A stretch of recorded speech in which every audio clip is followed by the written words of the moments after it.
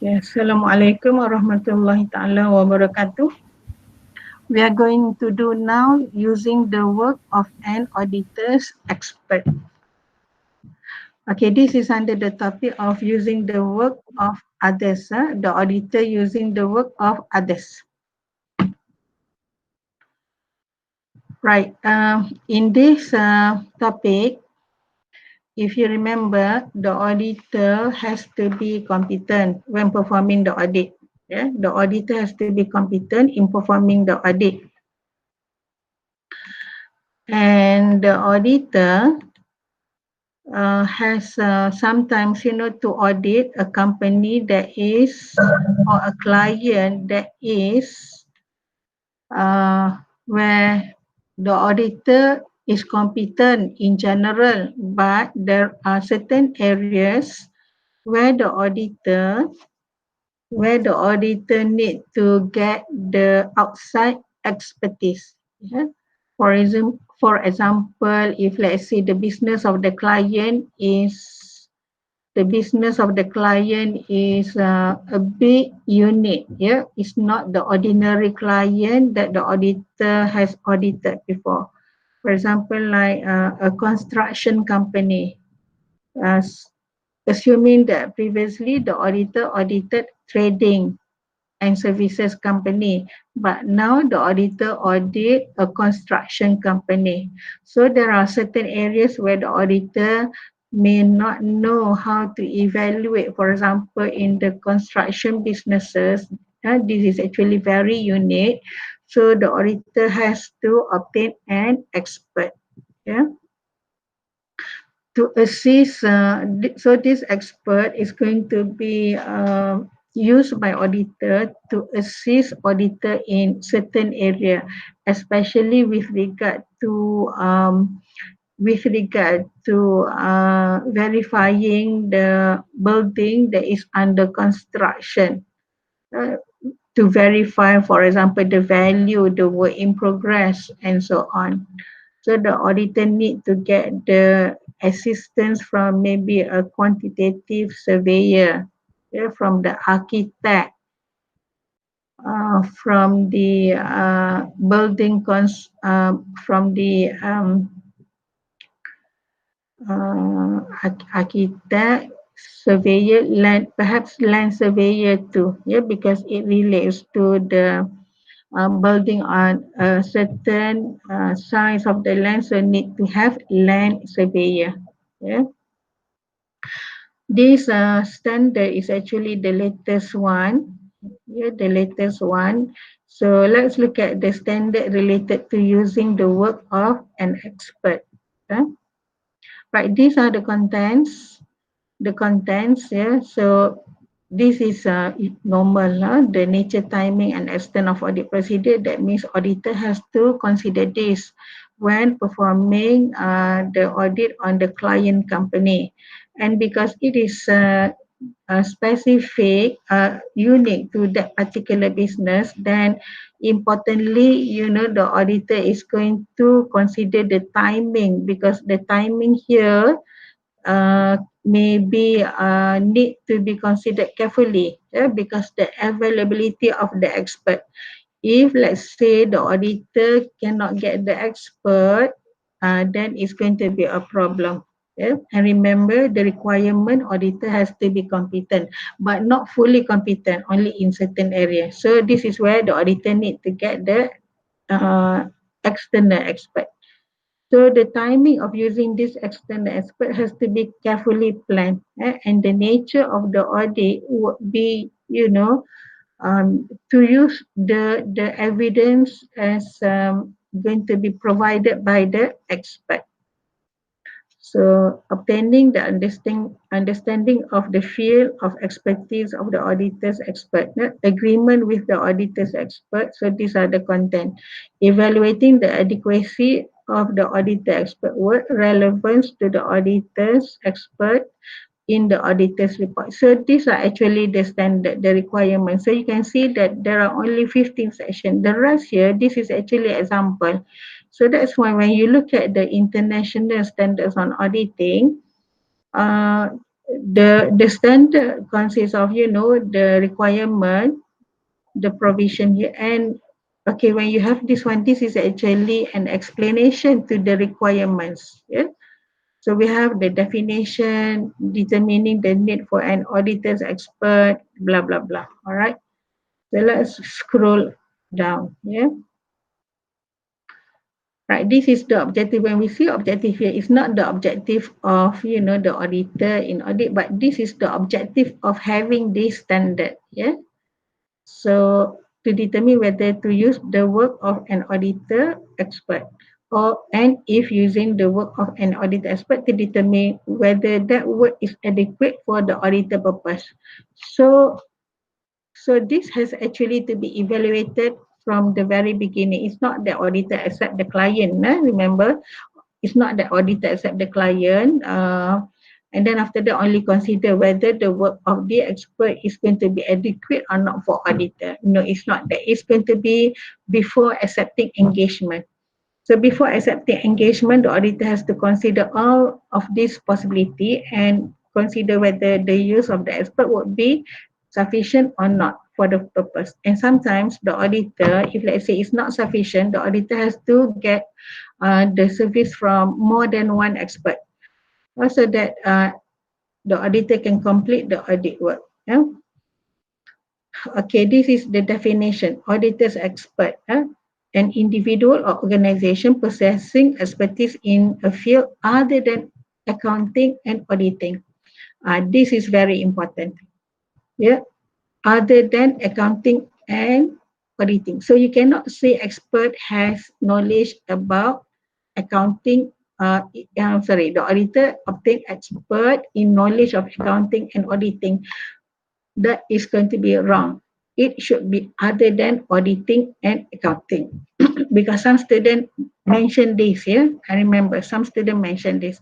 So that cannot be. It has to be other than accounting and auditing. Yeah?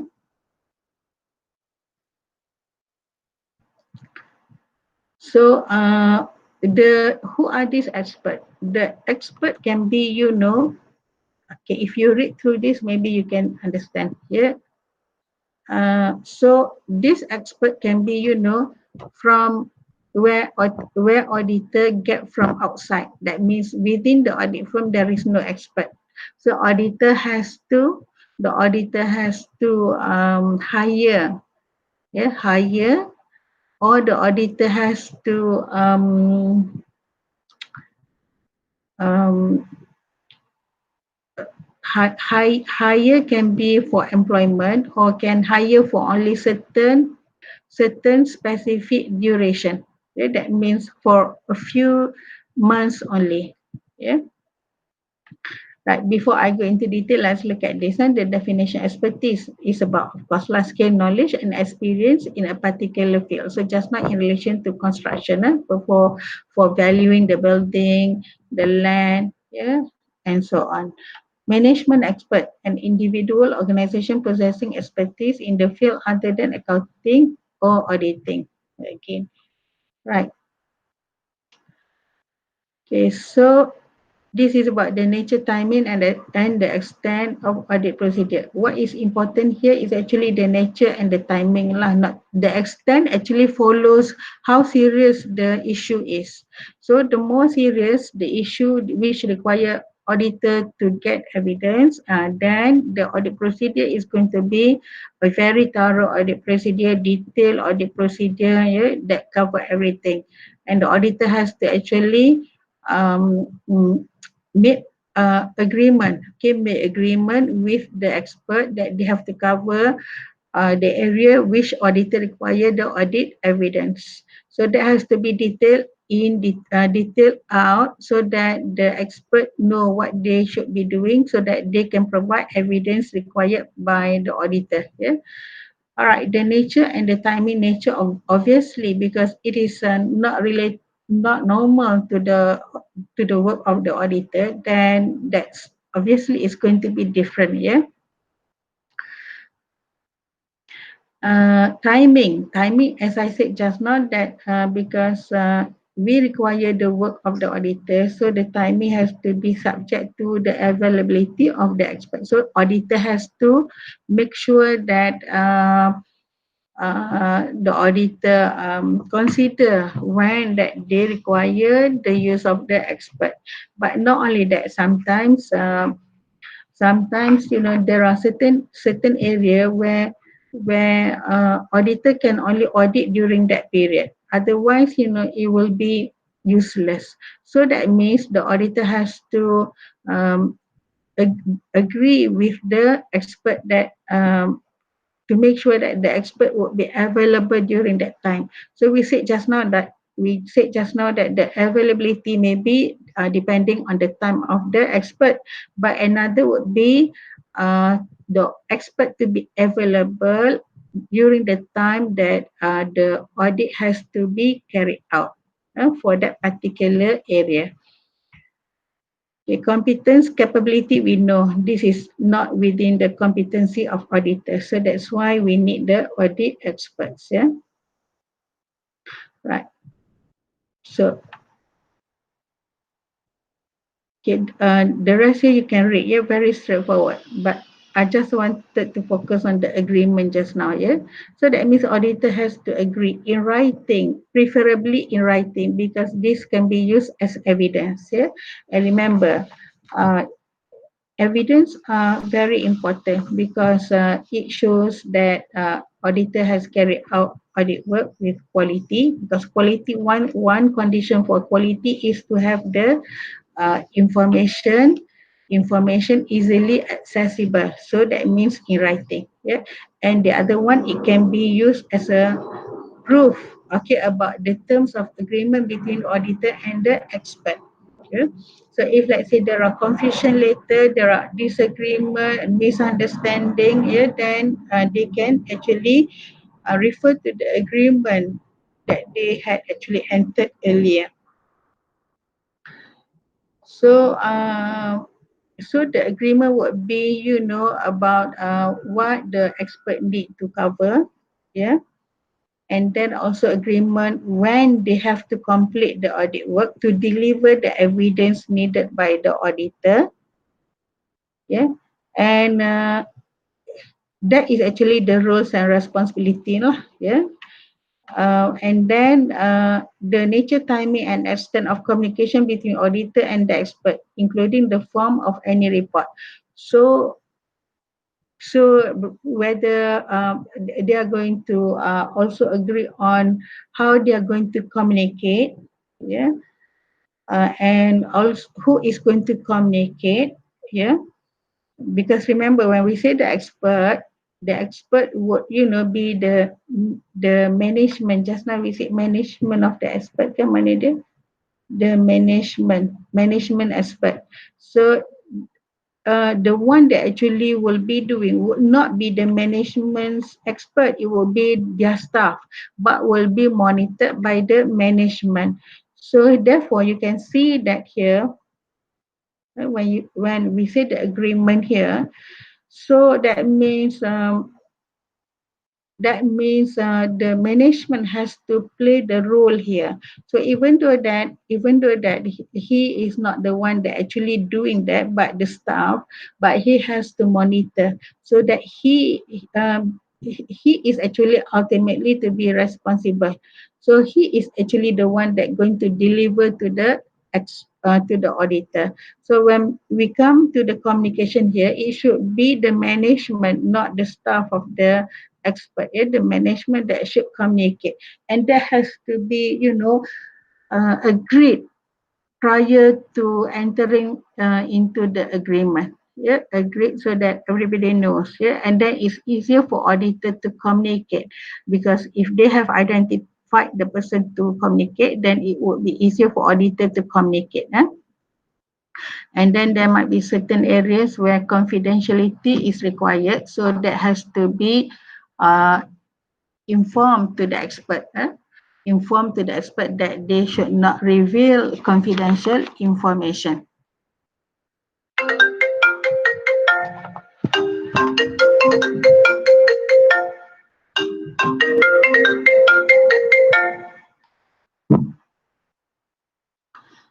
All right, and then evaluating the adequacy of the auditor's expert work.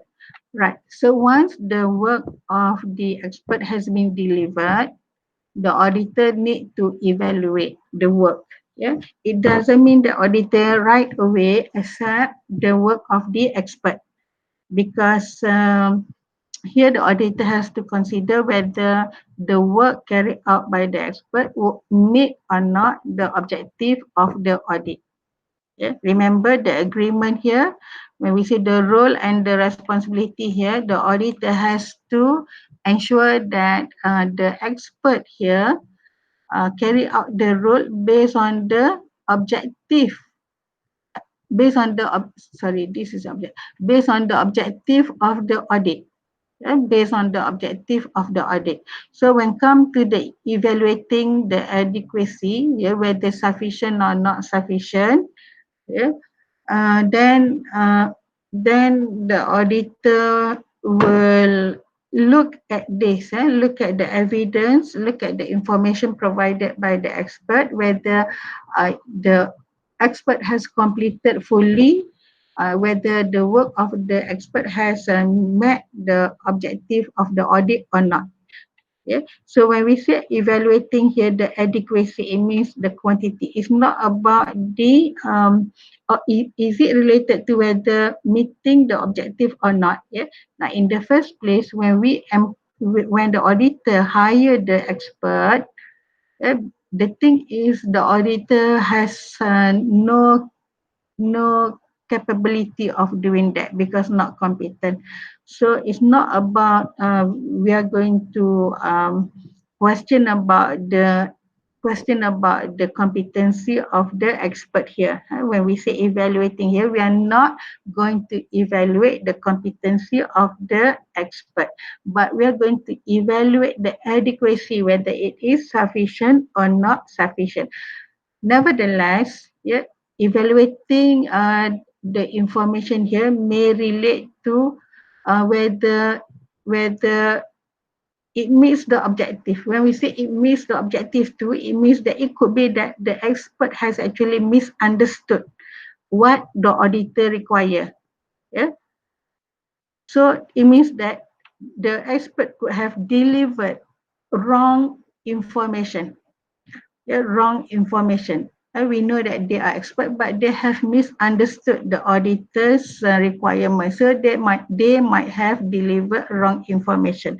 So evaluation here would be, very important. And remember, auditor need this information in support of him forming the audit opinion on the client's financial information. Yeah. Right. Also, remember, in a construction company, anything can happen, right? So, so here, how are how these valuers are going to the value or the valuers, right? The valuer or valuers are going to evaluate uncompleted buildings. Uh, so they are going to use some assumption and methods, right? They're going to use some assumption and method. So as auditor will have to query about this assumption and method. For example, like is a construction company and there are some construction of the buildings that are not yet completed, but now is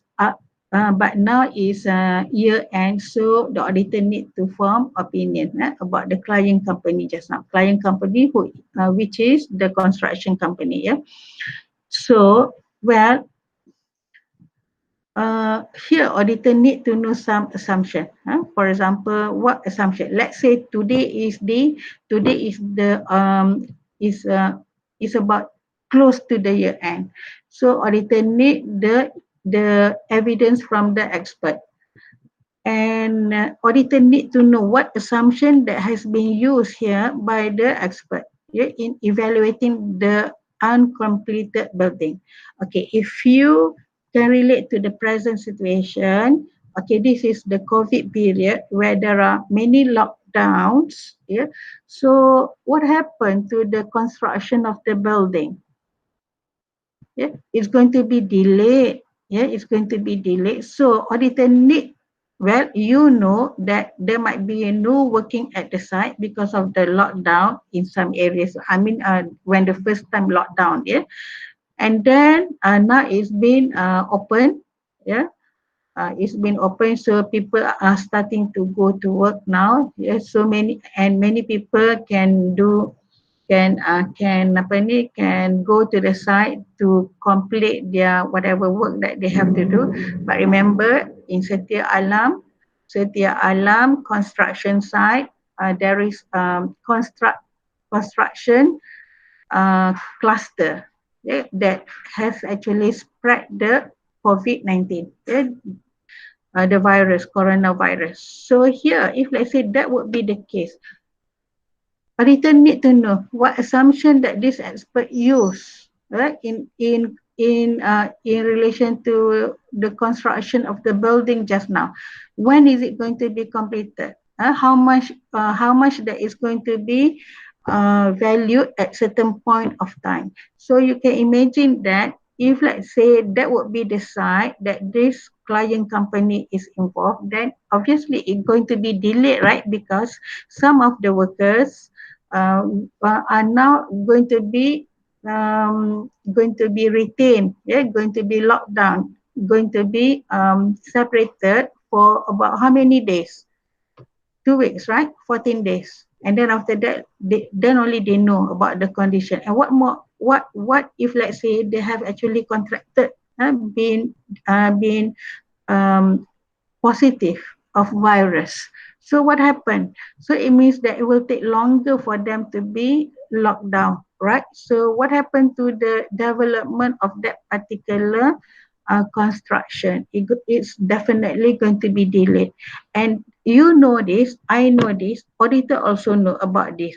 But so auditor need to now evaluate what would be the assumption of the expert. Is it going to be reasonable, similar to our understanding, or is it to be, they are saying that maybe the assumption that they are going to get more workers so that they can complete in time. So is that going to be reasonable to you and to me in this time of COVID? Is it easier to get the labor in replace of those who have to be, separated? Yeah. So these are what I meant by assumption and the method used, the method. So auditor need to get clarification about the method. If let's say auditor is not sure about this, but auditor can actually get clarification about the methods, and the auditor can use maybe more than two experts. So the method can be discussed with the second expert to see whether this method used by the expert is reasonable or not reasonable. So this is about the evaluating, yeah. And then if that expert work involve the use of source data that is significant to the expert work, the relevance, completeness, and accuracy of that source data. So again, the auditor has to evaluate about this lah, yeah. So so that means the valuer has to work together with, for instance, the architect, and also with the quantitative surveyor, and also with the land surveyor, yeah, in order to get the correct estimation, yeah. So if the expert is the building valuer, then they need to get the other experts. They need to get the other experts data. Okay, data. All right. So usually the valuer, well, it depends. Sometimes the architect can do the valuer, or it can be the quantitative surveyor. But usually, they are going to work together. Okay, they are going to work together in order to make sure that the valuation of that building which is under construction is going to be complete, going to be reasonable or not reasonable. Okay, and then if the auditor determines that the work of expert is not adequate, so what shall the auditor do? The auditor shall agree with the expert on the nature and extent of work to be performed and perform additional audit procedure appropriate to the circumstances. So that means if not adequate, that means in other words, do more lah. Carry out more, get more information here, so that whatever information provided by the expert here can be used by auditor to form audit opinion.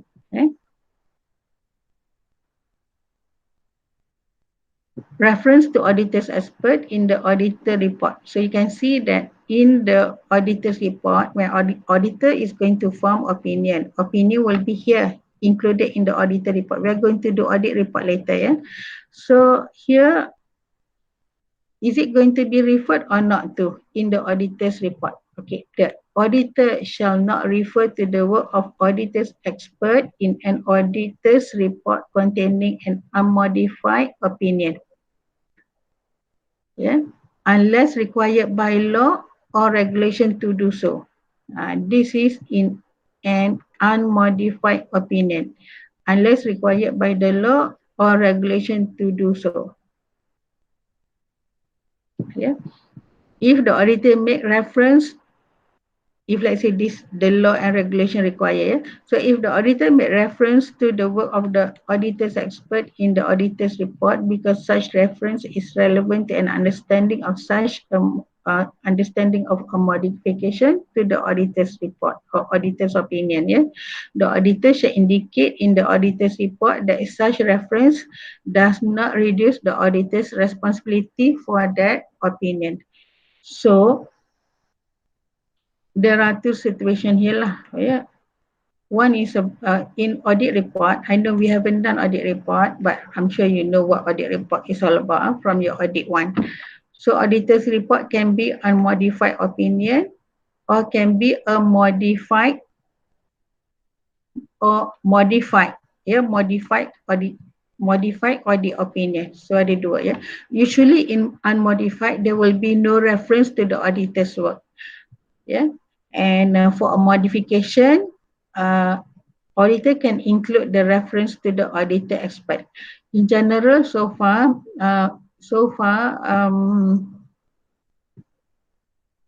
for your purposes, we didn't discuss much about this. Yeah? So it's just sufficient for you to know this. Yeah. All right. So okay, the next one is the application and other explanatory material. So these are actually examples. So maybe you can go through yourself. Yeah? So you can see that the standard relating to this is actually very little. Yeah. But what is important is what I have mentioned to you just now. Yeah? All right. Besides this, there are also other information that you need to know regarding obtaining the work of an expert here. Yeah, to get the to collaborate or to use the work of an expert. Yeah. Okay. Importantly, remember, auditor must choose expert who has the competency. Yeah. And if let's say one expert competent is not enough, auditor can get more than one. Yeah, maybe two or more. Yeah. And the auditor has to make sure that the expert here is an independent person, meaning that independent of the client. So that whatever information, evidence, opinion given by the expert here, can be relied by the auditor. If the expert is not independent, the expert can be biased towards the client, and that defeat the purpose of the audit. Yeah. So that means the expert has to be independent. Okay. And when we say independent, remember we discussed in audit one discussed thoroughly about the independence of the auditor. So if you can remember about independence of auditor, please go back. Yeah, read about auditor's independence. So these experts here, they have to be independent. And this expert is, are they outsider or are they inside the auditor? That means, are they employee of the auditor? So here it depends on the audit firm. Some audit firm, because they have their regular client are actually construction company, so they might feel that they need to employ the expert. So the expert therefore is going to be their employee, the audit firm employee. So when they are audit firm's employee, so this is insider auditors, that means insider, an inside person. So about the uh, they are going to be employed, therefore they are going to be paid salary, like ordinary employee. But if let's say one of situation and the auditor get uh, a client that is in construction business, then maybe it's not worthwhile to keep or to employ the expert. The auditor may may hire for a certain period only. So after the evidence has been gathered, then the auditor uh, then the expert is no longer to provide the service to the audit firm, or to that particular engagement. So they are free to go elsewhere, during that period lah, But not to say that they cannot work, the expert cannot work with other company during that period. It's just that during the period of hiring the expert, that means the expert must make sure that fulfill the roles and responsibility to provide whatever evidence needed and as agreed between the expert and the auditor. So that's all about using the work of the expert.